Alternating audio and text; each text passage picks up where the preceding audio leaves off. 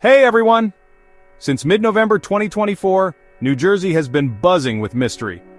And no, I'm not talking about the latest Taylor Swift lyrics. We're talking drones. Big, silent, and mysterious drones.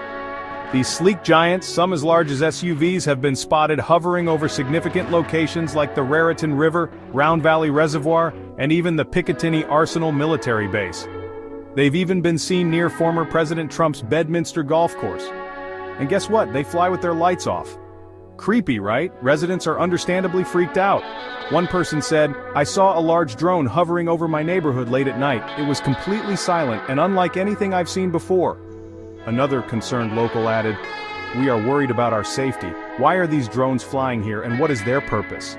Now the speculation mill is in overdrive. Are these drones just for fun, or do they have a more serious agenda? The mystery deepens when you realize no one knows who's behind them. Even the U.S. Department of Defense says these aren't part of any government project. Governor Phil Murphy has reached out to federal agencies like the FBI and DHS for help.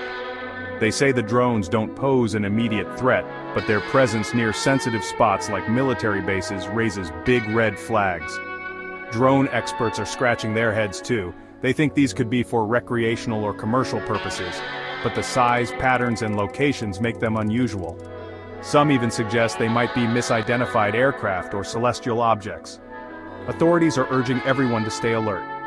If you see one of these drones, snap a photo or video and report it. Your evidence could be the key to cracking this mystery. So what's really going on? Are these drones just a hobbyist project, or is there a bigger story here? The people of New Jersey are looking to the skies, hoping for answers. Thanks for tuning in. Don't forget to like, share, and subscribe for more updates on this unfolding mystery. And remember, keep your eyes on the skies.